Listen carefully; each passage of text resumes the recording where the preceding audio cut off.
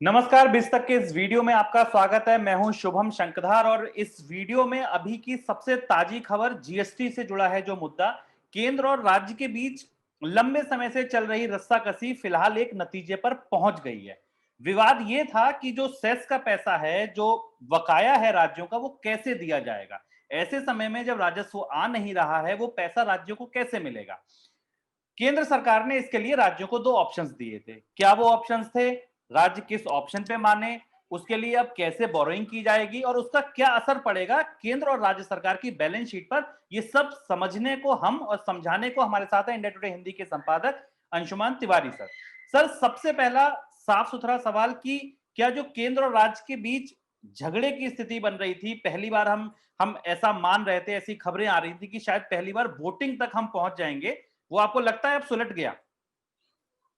शुभम, आज जो अभी करीब करीब 15-20 मिनट पहले जो केंद्र सरकार की तरफ से फैसला आया है उससे ये माना जा सकता है कि ये विवाद अब कुछ हद तक फिलहाल एक साल के लिए, इस साल के लिए शांत हो गया है। और इससे पहले सुबह का घटनाक्रम ये था कि सुबह केरला के फिनांस मिनिस्टर का, जो स्टेट फिनांस मिनिस्टर है, उनका एक मैसेज, एक बयान भी चर्चा में था कि अगर केंद्र सरकार ने बात नहीं मानी तो कुछ राज्य जो है वो सुप्रीम कोर्ट जा सकते हैं। तो शायद पिछली बार की जो बैठक थी जीएसटी काउंसिल की, उसमें जो केंद्र सरकार का मिजाज और रुख था वो कंसीलिएटरी था, समझौता करने का था और चीजों को ठीक करने का था। और इसलिए जो सबसे बड़ा बड़ा बोन ऑफ कंटेंशन था, या सबसे बड़ा विवाद की वजह थी, वो ये थी कि अगर केंद्र सरकार राज्यों को जीएसटी से हुए नुकसान के में जो भरपाई की गारंटी है उसे पूरा नहीं कर सकती तो पैसा कहां से आएगा।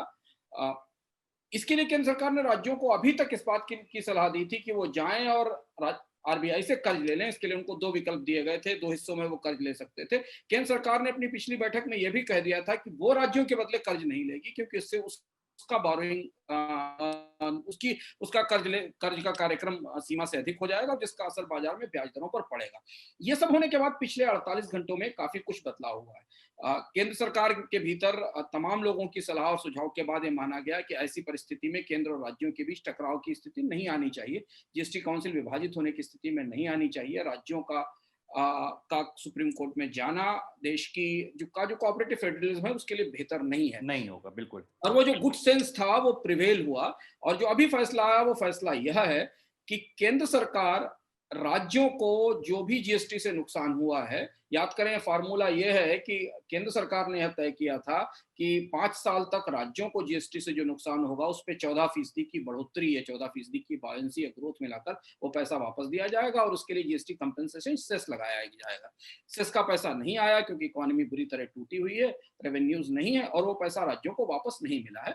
तो केंद्र सरकार 1.1 लाख करोड़ रुपए का कर्ज लेगी बाजार से, बैंकों से, रिजर्व बैंक से। उसके लिए केंद्र सरकार ने एक स्पेशल विंडो क्रिएट कर दी है।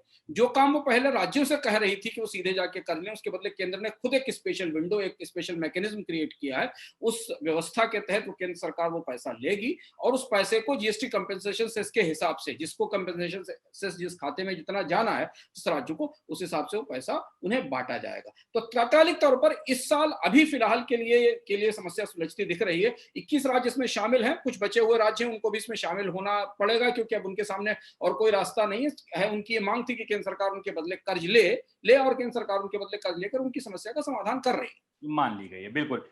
दूसरा सवाल जो बड़ा अहम सवाल है कि ये कर्ज जब केंद्र सरकार लेगी तो क्या ये फिजिकल डेफिसिट में जुड़ेगा केंद्र सरकार के? इसलिए सरकार ने, मुझे लगता है पिछले 2 दिन में जो हमारे पास सूत्रों से खबर आ रही थी शुभम और बाकी जगह से, कि केंद्र सरकार के मंत्री और अधिकारी इस पूरे विवाद का रास्ता निकालने की कोशिश कर रहे थे और इसलिए इसे एक नए तरीके की स्पेशल विंडो के तौर पर, स्पेशल मैकेनिज्म के तौर पर यह कर्ज लेने की प्रक्रिया रखी गई है। ये केंद्र सरकार के फिस्कल डेफिसिट का हिस्सा नहीं होगी। बस केंद्र सरकार केवल एक रास्ता होगी, केवल एक रूट होगी, केवल एक चैनल होगी जिसके जरिए वो रिजर्व बैंक से वो पैसा लेगी और राज्यों को पहुंचाएगी। यह पैसा केंद्र सरकार के राजकोषीय घाटे का हिस्सा नहीं होगा। यह हिस्सा राज्यों के कर्ज का हिस्सा होगा, उनकी कैपिटल रिसीट्स का हिस्सा होगा और उनके फिस्कल डेफिसिट का पार्ट बनेगा, राज्य सरकारों के राजकोषीय घाटे का हिस्सा बनेगा। वैसे भी अगर राज्य सरकारें केंद्र रिजर्व बैंक के पास पैसा लेने जाती इस इस नुकसान की भरपाई के लिए, तो भी यही रास्ता होता है कि उनको पैसा रिजर्व बैंक से सीधे मिलता और वो अपने कर्ज में या अपने राजकोषीय घाटे का हिस्सा बनाती। लेकिन वो ऐसा इसलिए करने को तैयार नहीं थी, उसकी वजह ये थी क्योंकि उन्हें लग रहा था कि उन पर ब्याज का बोझ काफी रहने वाला है, और चूंकि नुकसान केंद्र सरकार की गारंटी ना पूरे करने के कारण हो रहा है, तो ये जिम्मेदारी केंद्र सरकार को उठानी चाहिए। एक बड़ा महत्वपूर्ण सवाल सर ये है कि अब क्योंकि बड़े भैया कर्ज लेने जाएंगे सारे राज्यों के बिहाफ पर, तो जो ब्याज दर होगी, वैसे तो हर राज्य अपनी बैलेंस शीट लेके जाता, अपनी आय और ब्यौरा लेके जाता खर्चों का, लेकिन अब जब केंद्र सरकार एक तरीके से सबके लिए कर्ज लेगी, आपको लगता है कहीं ना कहीं राज्य कुछ हद तक ये लड़ाई जीत गए हैं कि उनको जो ब्याज की दर है वो अच्छी मिल जाएगी? ये बात राज्यों का दबाव काम आया है। राज्यों का दबाव यह था कि अगर केंद्र अपनी वादा निभाने में चूका है तो इसकी भरपाई केंद्र अपनी तरफ से करे। हालांकि इसमें राजस्व कहीं नहीं आ रहा है, तो ये कर्ज भी अगर एक केंद्र अपने खाते में लेता तो भी कर्ज था, राज्यों के खाते में लेता तो भी कर्ज था। पर असली डिफरेंस ब्याज दर का है, क्योंकि राज्य सरकारों की साख उनकी वित्तीय स्थिति के आधार पर निर्धारित होती है। बैंक उन्हें 7%, 7.5%, कुछ राज्यों को भी हाल में 8%, 8.5% पर कर्ज लेना पड़ा है। जबकि केंद्र सरकार को जब भी कर्ज मिलता है तो केंद्र सरकार की सॉवरेन गारंटी में उसे 10 साल का जो बेंचमार्क रेट है 6-6.5% का, उसके आसपास कर्ज मिलता है। तो शायद केंद्र सरकार रिजर्व बैंक से और बैंकों से नेगोशिएट करके ब्याज दरों में ज्यादा बेहतर ढंग से कमी करा सकती है, और वो ब्याज दर का बोझ राज्यों के लिए कम करा सकती है। तो मान लीजिए अगर एक कर्ज, इस पे 1 लाख करोड़ रुपए का कर्ज इस स्पेशल विंडो के तहत लिया जाता है, और वो केंद्र सरकार के 10 साल के बॉन्ड के रेट के बराबर होता है, 6-6.5% के आसपास भी होता है, तब भी बहुत सारे ऐसे राज्य जिनकी वित्तीय स्थिति खराब है, जिन्हें सामान्य परिस्थिति में अगर एक कर्ज बाजार में लेने जाना पड़ता तो उन्हें 8 या 9% पे, 7 या 8% पर मिलता, तो उनके लिए 1 से 1.5% की बचत है, और जो सब्सटेंशियल बचत है, और यही दबाव राज्य सरकारें केंद्र पर बनाने की कोशिश कर रही है।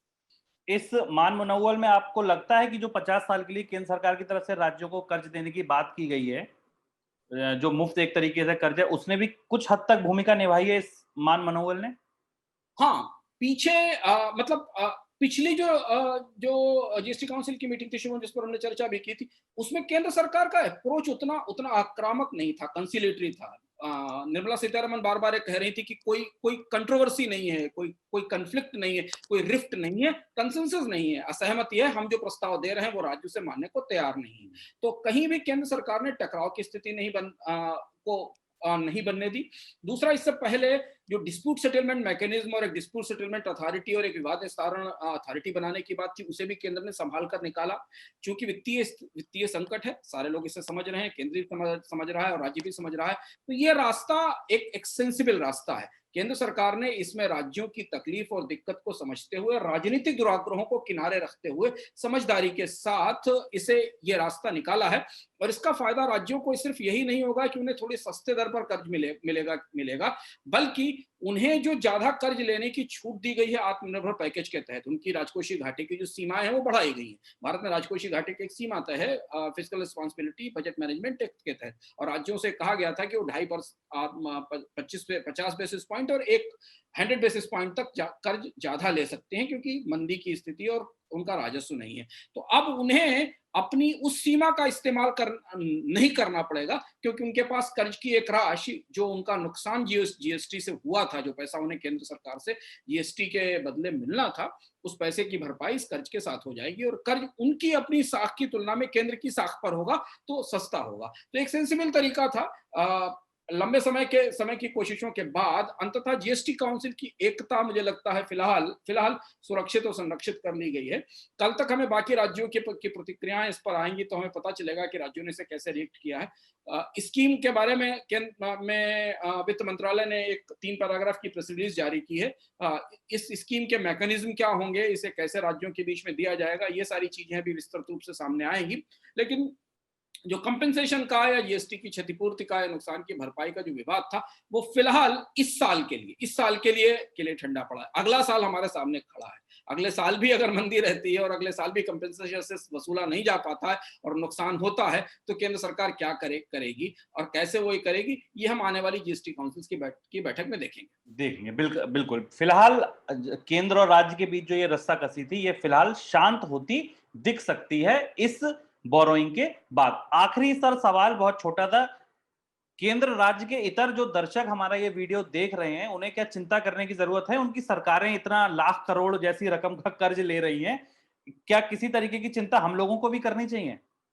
उन्हें 2 तरह की चिंता करने की ज़रूरत है। एक तो ये कर्ज चाहे इधर से आए या उधर से आए, राष्ट्रीय अर्थव्यवस्था का ही कर्ज होता है। और आज देखिए मूडीज़ की रिपोर्ट आई है, सब जगह बाजार में इस बात की चर्चा है कि भारत का जो सकल कर्ज है जीडीपी की अनुपात में, जिसको 60% होना चाहिए एफआरबीएम एक्ट के तहत, वो 85% के आसपास इस साल पहुंच जाएगा। तो भारतीय अर्थव्यवस्था पर कर्ज का बोझ बुरी तरह बढ़ेगा। वो घी चाहे इस कटोरी में हो, चाहे वो महाराष्ट्र की कटोरी में हो, या वो उत्तर प्रदेश की कटोरी में हो, या वो केंद्र की कटोरी में हो, है वो देश की थाली का ही कर्ज, उसी थाली में रखा हुआ कर्ज है। दूसरी चिंता हमें करने की जरूरत है कि जीएसटी एक प्रक्रिया के तहत असफल हो गया है। जीएसटी का कंपेंसेशन से टूट गया है। सरकार को जो चीज राजस्व से आनी थी, जिसको आपको टैक्स में वसूलना था, वो कर्ज के जरिए आपको भरपाई करनी पड़ रही है। इसलिए शायद केंद्र सरकार ने इस सहमति को, ये रास्ता निकालने की कोशिश इसलिए भी की है कि अगली जीएसटी काउंसिल में इस बात की पूरी संभावना है कि टैक्स दरों को संशोधित करने, सेस के दायरे में नई चीजें लाने और भी टैक्स के नए विकल्प जुटाने की कोशिश करनी पड़ेगी। क्योंकि अभी इस स्थिति में केंद्र और राज्य सरकारों के पास घाटों की जो स्थिति है,